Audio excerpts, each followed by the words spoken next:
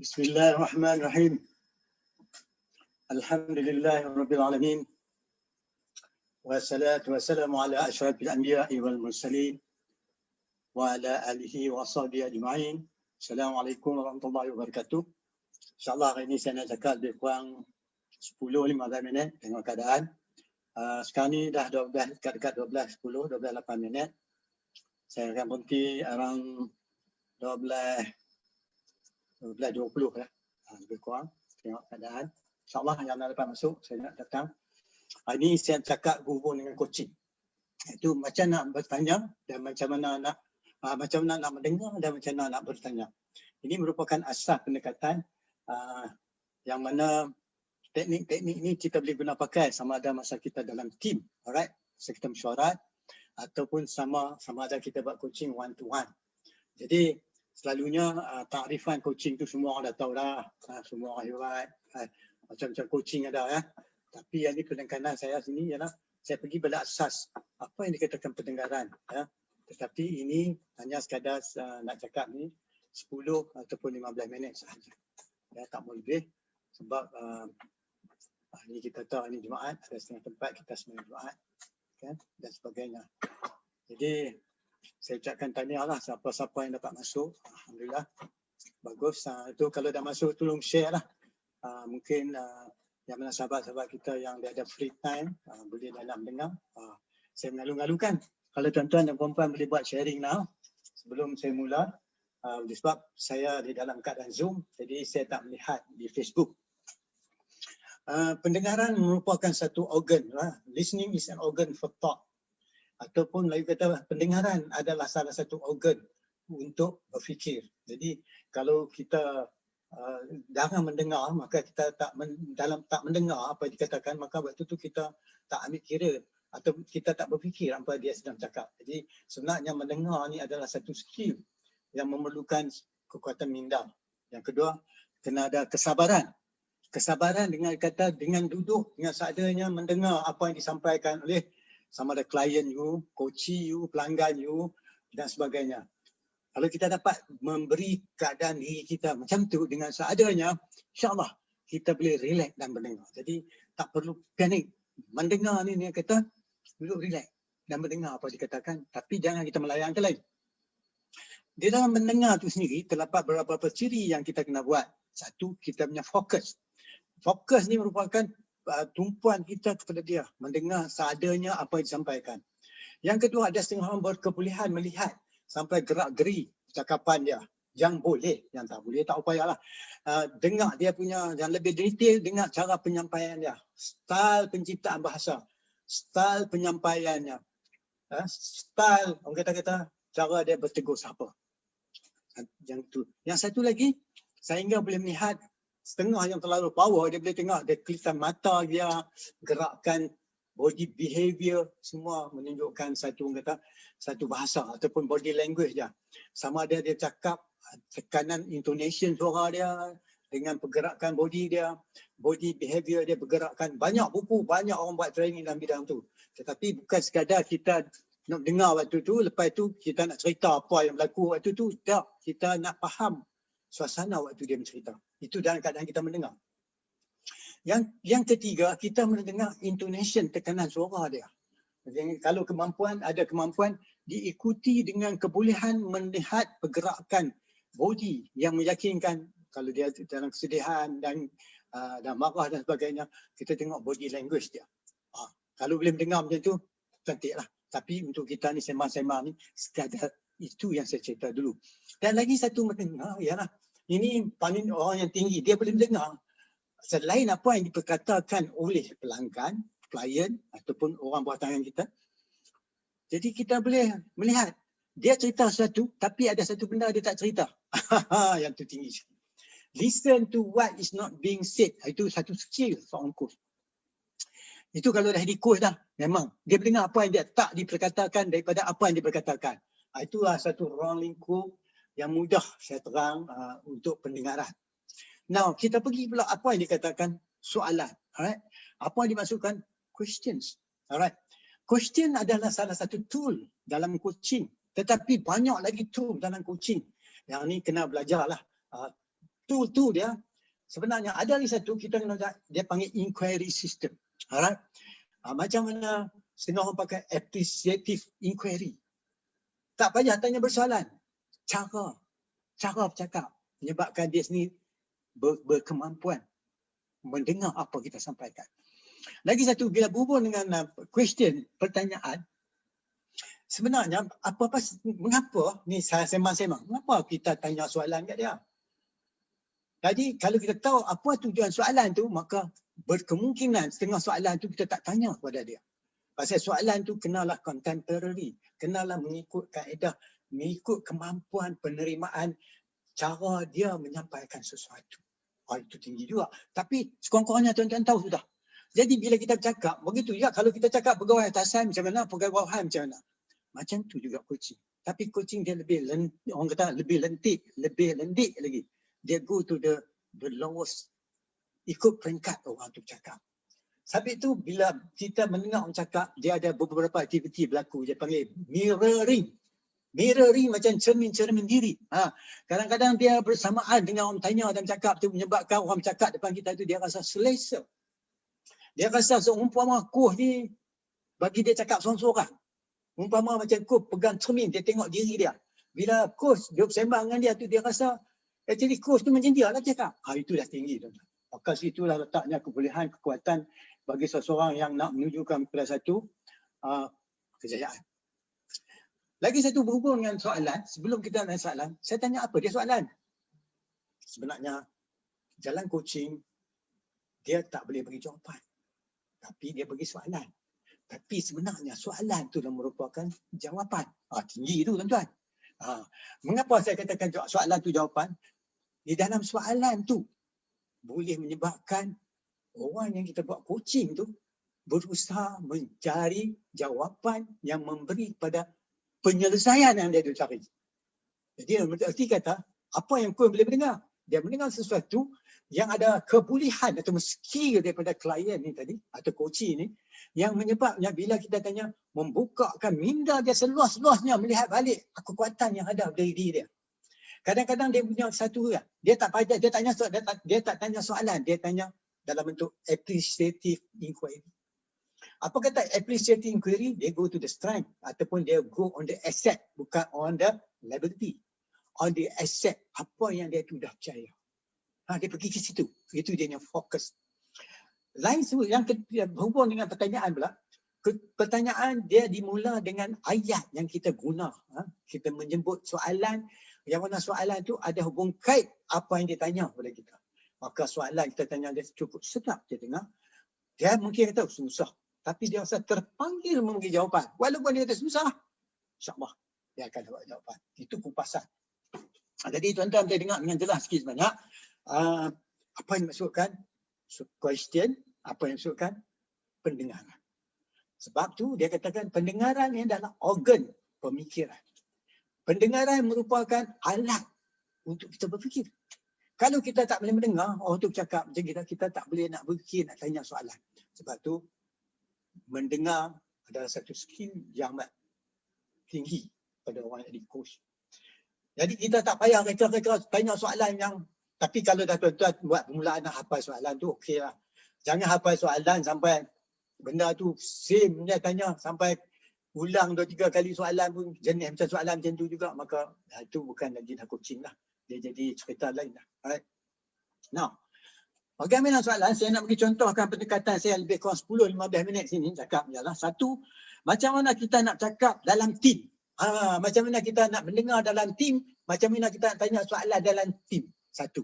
Yang kedua, macam kita nak dengar dan kita nak tanya di dalam bila kita buat one to one coaching ataupun discussion. Tak sampai coaching, perbincangan pun sudah kalau kita guna pakai. Nanti alhamdulillah hebat tuan-tuan. Kalau tuan-tuan boleh buat macam tu, satu kejayaan. Dan juga kita melihat bagaimana kita nak buat muhasabah diri. How we want to do self coaching. Ataupun Arab kita kata muhasabah diri. Ini merupakan satu personal reflection. Sebab itu question tu ada, dia panggil reflective question. Jadi 3 benda pendekatan. Kemungkinan hari ini 3 tu saya tak boleh. Mungkin saya pecah. Hari ini pergi dulu kepada, kalau kita kata one to one. One to one. One to one sama ada discussion ataupun coaching. Saya tak mau nak force sangat pada orang yang buat coaching. Tetapi saya nak bagi daripada sudut yang kita kata peluang anda mendengar dan membantu orang yang sedang bercakap kita. Mungkin kalau seseorang tu dia nak buat weight loss, dia nak kurangkan berat badan, macam mana? Kalau orang tu pula dia macam mana dia nak cari jalan supaya syarikat dia untung. Apa dia? Lagi satu, kalau orang yang bekerja dengan kita, Encik, macam mana saya boleh tingkatkan kompetensi saya? Yang kedua, bagaimana saya boleh tingkatkan productivity saya? Bagi kita tu macam mana saya boleh tingkatkan effectiveness pekerjaan saya? Alright. Kalau tuan-tuan baca dalam buku saya, Mudahnya Coaching Mentoring, saya kata coaching berteraskan kepada kematangan emosi. Jadi kita jadi coach ni, kita boleh bersabar dengan dan mendengar seadanya. Pertama sekali mendengar, cuba faham apa yang dia sampaikan. Itu prinsip dia. Sama ada kita nak buat team kah, group kah, muhasabah diri. First kita understand what. Apa yang disampaikan. Jangan terus tanya how. Kita kena faham apakah yang disampaikan. Tugas pertama mendengar. Supaya dah faham, mungkin kita kurang jelas, kita tanya lagi kat dia. Kita tanya soalan untuk dia memberi penjelasan. Bukan nak cari dia lagi. Setengah kata, tell me more. Cerita saya lagi macam mana soalannya. Setengah kata, oh yang you cerita tu ada sesuatu yang saya tak faham. Memang coach tak faham. Sebab dia lebih faham pada coach. Kalau coach dah tahu jawapannya, dia bukan buat coaching. Dia buat mentoring ataupun consultancy. Ini tuan-tuan. Ini ada lagi berapa minit lagi. Saya tak tengok lagi di Facebook. Sebab tu kalau tuan-tuan tengok, kalau orang yang rajin membaca Quran, dalam Quran banyak soalan. Macam malaikat jumpa Rasulullah SAW. Ya Rasul, ya Muhammad, apa itu Islam? Soalan. Adakah sama orang beriman? Adakah sama orang berilmu dan tidak berilmu? Merupakan soalan. Jadi, dah saya terang tadi pendengaran, kita pergi pula macam mana soalan kita nak tanya. Soalan yang kita nak tanya, bila pertama kali kita kena faham what? Apa dia? Kita faham apa yang sampai. Soalan yang kedua kita nak tanya, menguatkan lagi apa kita faham lagi. Kalau boleh tanya dia, bagi contoh apa yang dia bagi kat kita. Cantik. Pasal apa? Dengan buat demikian, dia rasa lebih selesa cakap dengan kita. Sebab dia bagi apa yang dia tahu. Bukan kita tanya benda apa yang dia tak tahu. Kalau coach mula kita tanya soalan apa benda dia tak tahu, dia kata coach tak tahulah. Sebenarnya coach akan tanya benda apa yang dia tak tahu, tetapi ada kepada dia ciri-ciri, skill yang boleh bagi dia tahu. Tapi ciri-ciri itu kita ada katakan blind spot. Titik buta waktu tu tak nampak. Maka kita tanya soalan macam tu, maka terangkatlah dia punya blind spot. Tu soalan. Satu lagi kita boleh tanya dia soalan. Misalnya, daripada cara penceritaan dia tadi, dia menzahirkan satu aktiviti. Dia menunjukkan berlaku pergerakan body dia. Dia mencerita sikit, orang kata body language. Misalnya, saya dengar tuan cerita tadi, suasana tu memang cukup menyedihkan. Tetapi cara tuan menyampaikan, memang tuan tak nampak sedih. Tuan nampak macam tuan betul-betul berusaha nak cari jalan. Dia angguk, ya betul.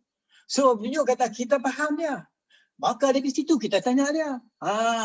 Menunjuk kata, sesuatu yang tuan cerita ke saya ni, macam seumpama ni saya rasa macam tuan dah tahu cara-cara nak mengatasi dia. Dia lebih confident tuan-tuan dan perempuan. Dia rasa apa? Keyakinan pada diri dia. Pasal apa? Saya tengok, memang kalau you sedih, you tak boleh cari jalan. You tak. Tetapi kalau you dah keadaan selesa dengan apa yang cerita tadi, saya ingat memang ada sesuatu yang kebaikan yang boleh kita bincang dan you boleh cari jalan. Dengan mengandas demikian, soalan yang kita berkata tadi itu dah membuka, dia panggil satu appreciative inquiry. Appreciative inquiry. Inquiry yang buka dia supaya melihat balik diri dia. Muhasabah diri dia. Right? Dan itu ciri-ciri ringkas yang saya tunjuk kat tuan-tuan dan perempuan ini. Saya ingat mungkin dah 15 minit saya cakap. Alright. InsyaAllah hari ini baru general, esok saya akan buat lagi. Pendek-pendek saja. Jadi sekarang ni saya nak pergi tengok di Facebook. Siapa yang datang dan sebagainya. Saya ucapkan terima kasih kepada Cik Ahmad Osman. Terima kasih Cik Ahmad Osman. Radadillah Hashim. Apa khabar puan? Dia tanya saya, Assalamualaikum. Waalaikumsalam puan. Terima kasih. Apa yang interesting puan masuk ni, cerita sikit. Dan jumpa. Sahabat saya tuan-tuan dan puan. Ustaz Ahmad Saifuddin Yusof. Assalamualaikum ya Syekh. Kaifa halak? Alhamdulillah ni jumpa orang hebat-hebat semua. Alhamdulillah Ustaz. Bagus, terima kasih Hana ni. Kalau ada apa-apa pencerahan, pertanyaan, silalah saya mengalu-alukan. Sebab ini merupakan step pertama. Saya nak cakap 10-15 minit saja. Sebab apa yang saya bagi ni merupakan intipati. Ya. Kalau tuan-tuan rasa benda ni memang bersesuaian, tuan-tuan boleh share ataupun tanya soalan. Kalau tuan-tuan rasa ada satu ingin penjelasan, tulis, saya akan jawab. Sebab saya sekarang ni di dalam suasana untuk mengadakan special khusus, saya kata khusus khas, iaitu selama 1 hari saya akan buat awal bulan depan. Kalau siapa minat, silalah tulis di wall saya. Dan saya rangkap balik apa yang saya terang tadi. Saya terang apa dia pendengaran, apa dia soalan. Sebab tu kita dilatih mendengar dulu. Kan masa kita duduk dalam perut ibu, dengar dulu. That means Tuhan bagi pendengaran. Pendengaran adalah salah satu organ pemikiran. Jadi, orang yang mendengar, memang orang berjaya. Mendengar seperti mana yang dikenali dalam Islam, Nabi cantik. Dan kita kurang judgemental. Berwaspada atau buruk sangka dan sebagainya, kita tak boleh. Itu salah satu pendengaran yang perlu kita buat. InsyaAllah, mudah-mudahan penjelasan yang saya bagi tadi kepada tuan-tuan dan puan-puan, saya akan masuk ke dalam YouTube. Kalau tuan-tuan miss, nanti tuan-tuan boleh dengar balik. Ini merupakan siri pertama yang saya buat seringkali boleh. Pertama, macam mana nak mendengar dan juga macam mana nak bertanya. Dan kupasan, saya ulang balik, apa dia kata mendengar dan apa dia soalan. Mendengar adalah mendengar apa yang diperkatakan seseorang seadanya. Yang kedua, mendengar, cuba memahami apa yang disampaikan dia. Yang ketiga, kita nak mendengar cara penyampaian dia, body language dia, dengan ayat dia pakaikan, adakah seiringan, inconsonant, dalam keadaan yang sesuai dan tidak.